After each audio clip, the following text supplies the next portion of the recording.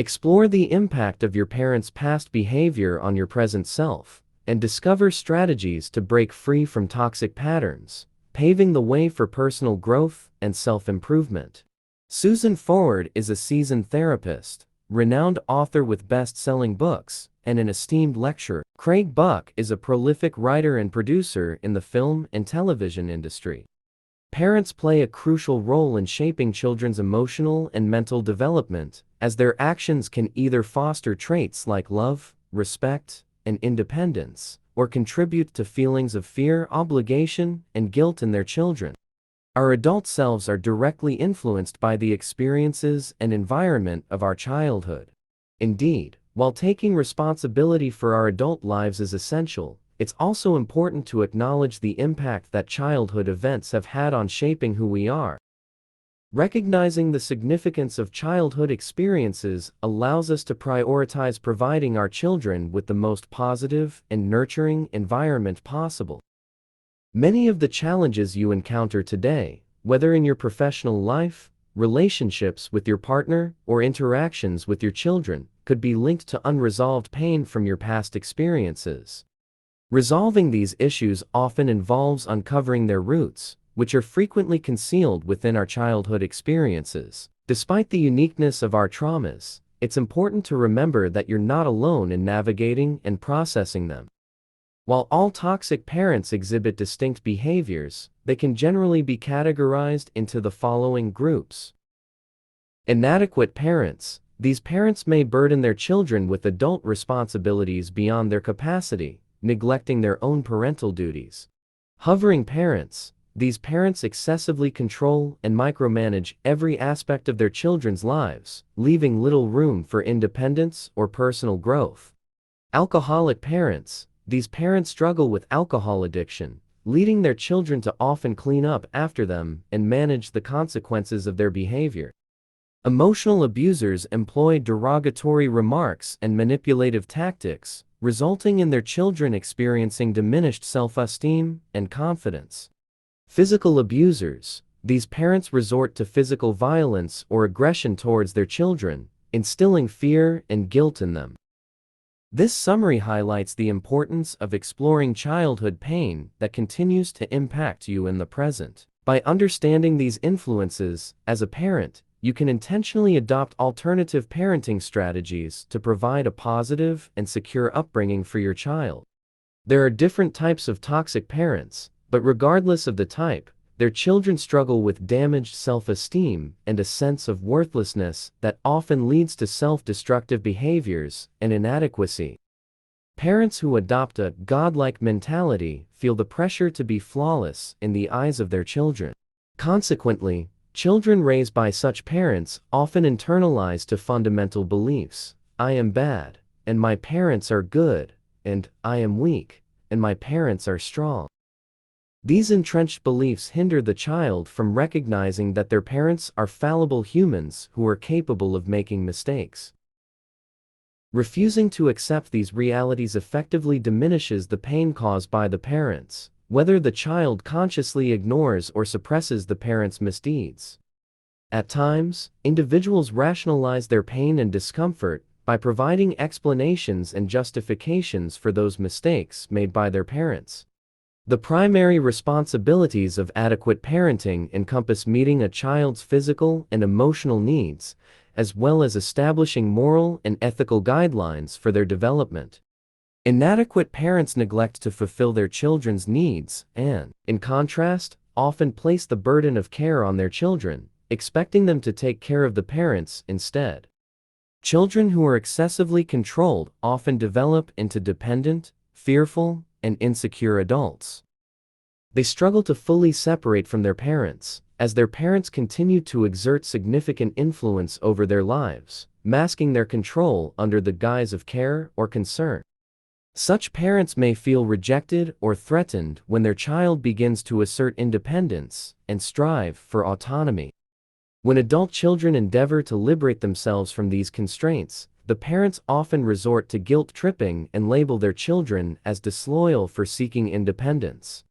If guilt-tripping fails, these parents may resort to manipulation tactics to maintain control over their adult children.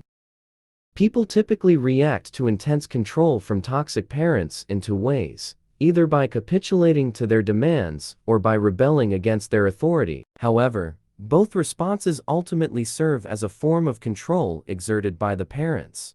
Children of alcoholic parents often feel compelled to maintain the facade of a normal family despite the reality of their parents' addiction. This pressure can lead the child to hide the truth and live in constant fear of exposing the family's secret. A parent whose senses are dulled, often due to alcohol or substance abuse, may behave irrationally and neglect the child's basic needs, leading to abandonment and neglect. Many of these children, growing up in environments affected by alcoholism, may later marry alcoholics themselves and are at higher risk of developing alcoholism or substance abuse issues. It's surprising how many people replicate their parents' behavior patterns simply because they are familiar with them. They often hope to navigate the same conflicts differently in order to achieve a better outcome. This phenomenon of reenacting familiar patterns is referred to as repetitive compulsion. Verbally abusive parents openly and overtly harm their children through hostile attitudes and hurtful language. Physical abusers yield to their anger and engage in destructive behavior, often shifting the blame onto their children to justify their actions. Verbal abuse can be just as damaging as physical abuse. While physical abuse leaves visible scars on the outside, verbal abuse leaves emotional bruises on the inside. Verbal abuse can manifest in two ways: overt name-calling, where hurtful words are directly used to demean or belittle; abuse hidden behind jokes, where hurtful remarks are disguised as humor but still inflict emotional harm. Humor can indeed strengthen family bonds, as long as it is not used to belittle or demean other family members. Indeed, some individuals camouflage abusive behavior behind a facade of care or seemingly well-intentioned advice. In such situations, children may overlook the negative effects of the abuse because they are unable to see through the facade and recognize the underlying harm. Healthy parents celebrate their children's growth and achievements, while others may feel threatened and compete with their own children, leading to unhealthy dynamics within the family. They may pretend to have their children's best interests at heart, but in reality, they seek to outshine their children in order to feel more successful themselves. The unrealistic expectation of perfection from children can indeed lead to verbal abuse from parents, as they may react harshly when their expectations are not met. Parents, who are often high achievers themselves, may project their expectations of perfection onto their children. Even if their children have talents in different areas, this mismatch in expectations can lead to undue pressure and stress on the children. Excessive focus on perfectionism can lead to one of two scenarios. Children may spend their entire adult lives striving to win the love and approval of their parents, often feeling unfulfilled regardless of their achievements.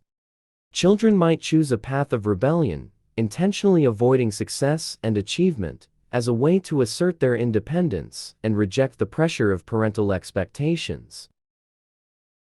Physical abusers are parents who unleash their anger onto their children, often unable to control their impulses and resorting to violent behavior. Indeed, these parents often come from families where violence was tolerated or even normalized, perpetuating this destructive cycle by passing it on to the next generation. Despite research indicating that physical punishment is ineffective in disciplining children, parents who themselves experienced physical abuse as children often resort to it as a means of attempting to change behavior.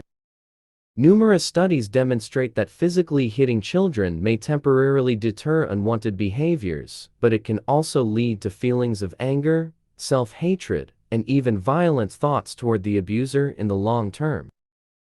Indeed, these feelings can contribute to long-term issues in the child's relationships, work, and mental health, potentially perpetuating a cycle of violence and dysfunction across various aspects of their lives. Sexually abusive parents inflict profound harm on the essence of childhood, violating the child's trust, innocence, and emotional well-being. Incest is indeed considered one of the cruelest and most devastating human experiences, as it involves the betrayal of trust and the exploitation of familial bonds in the most egregious manner possible. The legal definition of incest typically involves sexual intercourse between blood relatives and may encompass all forms of sexual contact or overtures involving genitalia or other body parts. Yes, the definition of incest can also encompass non-physical forms of contact, such as requesting or soliciting sexually suggestive photographs, as it still involves an inappropriate and harmful sexual dynamic between relatives. Psychological incest occurs when a parent or caregiver invades a child's sense of privacy through actions such as spying or making seductive comments, thereby violating the child's emotional boundaries and causing significant harm. Indeed, all these behaviors typically occur in secrecy, and the perpetrator can be any member of the family, making it even more challenging for victims to seek help or escape the abuse. Children are frequently psychologically coerced through threats of bodily harm, public humiliation, or abandonment, which can instill fear and further entrench the cycle of abuse. Some abusers use physical violence to force their victims into submission. Victims of incest often remain silent out of fear of further harm and the repercussions of breaking up the family unit. Many victims of incest choose to remain silent, fearing that others will not believe their traumatic experiences and may dismiss their suffering as falsehoods. Keeping this trauma secret deeply impacts their lives, often leading them to isolate themselves. They may grapple with feelings of shame, guilt, and self-blame, internalizing the belief that they are damaged or dirty. Yes, certain events or triggers can unexpectedly bring back traumatic memories for individuals who have experienced abuse, leading to intense emotional reactions and distress. Adult victims of incest often struggle with forming and maintaining healthy romantic relationships, as they may experience difficulties with trust, intimacy, and emotional vulnerability. Additionally, they may feel a profound sense of disgust or aversion towards the idea of sex, stemming from their traumatic experiences of abuse. While some individuals may cope with the trauma of incest by turning to alcohol or drug abuse as a means of escaping their pain, others may resort to overeating or becoming overweight as a way to create a physical barrier and avoid intimacy with people who interest them. It's common for adult survivors of sexual abuse to grapple with distorted perceptions of power and control. Seeking help from mental health professionals is crucial for survivors to address their trauma, heal from their experiences, and regain a sense of empowerment and agency in their lives. A support group facilitated by a therapist could also be effective in addressing the issue. Engaging with individuals who have experienced similar hardships can alleviate feelings of loneliness and foster a sense of connection and understanding. Research conducted by the U.S. Department of Human Services and other studies indicate that at least 10% of children under 18 experience sexual abuse by a trusted family member. Now, let's focus on ways to lessen the negative influence that parents may still exert on your life. How would you like to proceed?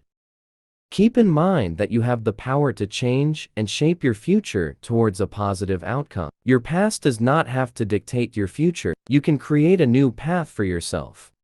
Despite common belief, forgiving those who have hurt you does not always alleviate your pain.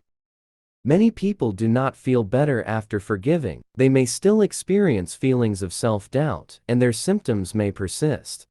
Forgiving your parents can sometimes lead to bottling up anger, as you may feel pressure to suppress feelings of resentment or anger. Hence, forgiveness should occur after you've fully processed your emotions, allowing it to alleviate vengeful thoughts and promote healing. The only way to experience release from the accumulated anger over the years is to actively work through it, acknowledging and addressing its underlying causes. Being self-defined means feeling liberated to hold your own beliefs, feelings, and behaviors distinct from those of your parents or others, a challenge that many children of toxic parents often encounter.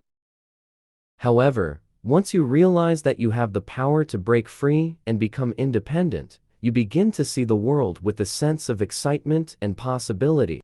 It's true that being self-defining all the time is not realistic. Our interactions with others require an authentic exchange of emotions, which goes beyond mechanical responses. A compulsive reaction prevents you from listening, reflecting, and considering the consequences of your actions. Reactivity diminishes your control over your feelings, leaving you vulnerable to being hurt. When your emotions align with rational thinking, you can transition from impulsive reactions to informed responses. Becoming responsive can occur in two ways. The first involves shifting away from defensiveness during conflicts. Attempting to persuade someone can sometimes result in a loss of power, but you can maintain control by employing non-defensive responses. Secondly, stating your position on the matter helps avoid impulsive reactions and allows you to assert yourself. Position statements are expressions of your convictions and the factors that could influence your perspective on those convictions. Cease attributing responsibility to yourself for the abuse you endured during your childhood. Frequently, adults shoulder the blame for the abuse they endured in childhood. They might hesitate to hold their parents accountable, who may have been inadequate, unwell, or seem to have good intentions. Various methods exist for burying these negative emotions. Some individuals grapple with illness or depression as a result. Meanwhile, others numb these emotions with food, alcohol, drugs, or sex. Some individuals struggle with anger management, resulting in frustration, trust issues, and stress. These are all ineffective strategies for managing anger and will not liberate you from parental control. Avoid judging your feelings when angry. Vent your anger on a pillow or a photograph, or confide in someone you trust. Refrain from resorting to verbal abuse under any circumstances. Participate in physical activities that help release tension from your body. Increase your level of physical activity. Refrain from labeling yourself as a bad person just because you experience anger.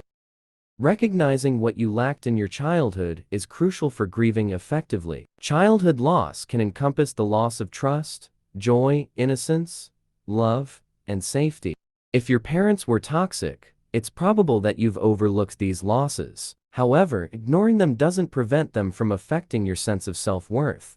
Cease attempting to evade the pain and instead, work through it to facilitate healing. Working through grief doesn't require your life to come to a standstill. You can still fulfill your daily responsibilities. Engage in activities you enjoy to prevent anger and grief from turning you bitter. Communicate with the people who are significant to you and express your feelings openly. Avoiding grief deprives you of fully embracing joyous moments. During the grieving process, you may encounter a spectrum of emotions, including shock, rage, sadness, and at times, disbelief. Liberate the inner child within you from shouldering the responsibilities intended for your adult self. Taking on your toxic parents is the primary stride toward achieving your independence.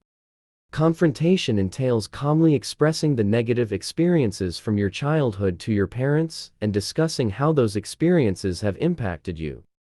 If you don't feel ready to confront them in person, you can write to your parents instead. Writing enables you to maintain organization and control over your thoughts. Additionally, it provides your parents with the opportunity to process the content and respond more meaningfully, without emotions clouding their judgment. Your letter should encompass the following sentiments: detailing what they did to you, expressing your emotions regarding their actions, describing how their actions have impacted your life, clearly stating what you expect from them now. The location of this confrontation is less significant than its manner. Toxic parents are prone to denial or may accuse you of ingratitude. Be prepared to respond, not react, to whatever they say or do. Some parents may avoid confrontation altogether.